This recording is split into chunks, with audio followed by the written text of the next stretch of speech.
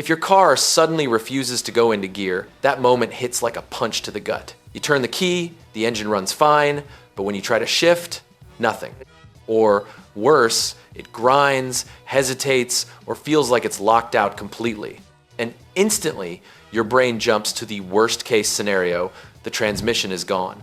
This is gonna cost me $5,000. That fear is exactly why this video exists. Because here's the truth: most shops won't tell you up front. Many no-shift problems have nothing to do with a failed transmission. In fact, a shocking number of them are caused by small, boring, inexpensive issues that get misdiagnosed every single day. Before you agree to a rebuild, a replacement, or a car-killing repair bill, you need to understand what's actually happening and how to narrow it down yourself. Let's start with the most important mindset shift. A transmission rarely just dies overnight. When a gearbox truly fails internally, there are almost always warning signs leading up to it. Slipping under load, delayed engagement, harsh shifts, burnt smells, or strange noises that get worse over time.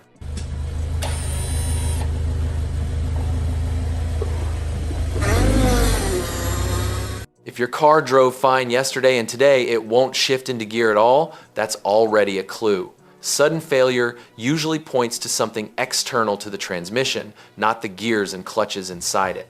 And this distinction alone can save you thousands.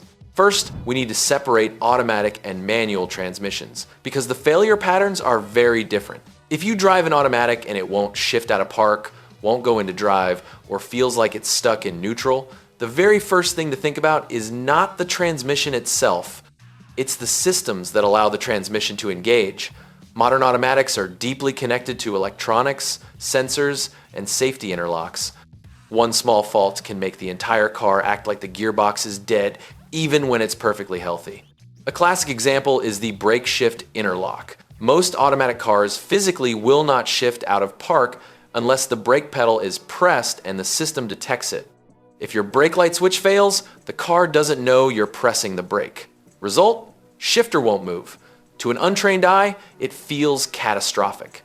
To a technician who's seen it before, it's a 10-minute fix and a cheap part. This is why checking whether your brake lights turn on is such a powerful first step. If they don't, you may have just found your problem before opening your wallet. Next up is transmission fluid. And yes, it matters more than people like to admit. Low fluid, old fluid, or contaminated fluid can prevent proper hydraulic pressure. And without pressure, an automatic transmission simply cannot engage gears. What makes this tricky is that some cars no longer have dipsticks, leading owners to assume fluid isn't the issue. But leaks still happen. Axle seals seep, cooler lines corrode.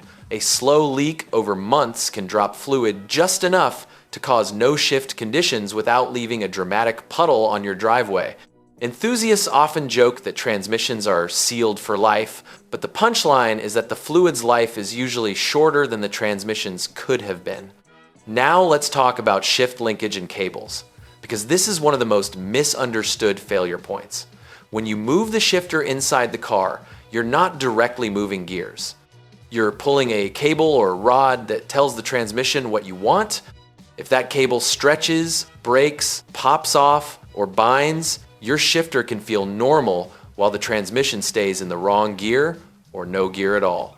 This happens constantly on higher mileage vehicles, and especially in cars that see harsh weather. Road salt, heat cycles, and simple wear can take out a linkage long before the transmission itself is tired.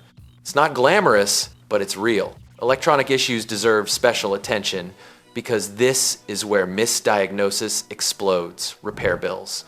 Modern transmissions rely on sensors like the transmission range sensor, input and output speed sensors, and even engine sensors like throttle position and crank angle. If the computer doesn't trust the data, it may refuse to engage gears to protect itself. This is why a bad sensor can mimic a destroyed transmission. Car forums are full of stories where owners were quoted thousands only to later discover a $50 sensor was the real culprit. This is also why scanning for codes matters. Even if there's no check engine light, stored codes can tell a story if you know how to read them. Manual transmissions bring a different set of suspects. If your manual car won't go into gear, especially with the engine running, but shifts fine when the engine is off, your transmission is probably not the problem. That symptom screams clutch system. When the clutch doesn't fully disengage, the gears can't synchronize, making shifts nearly impossible. The transmission isn't broken, it's being forced to fight the engine.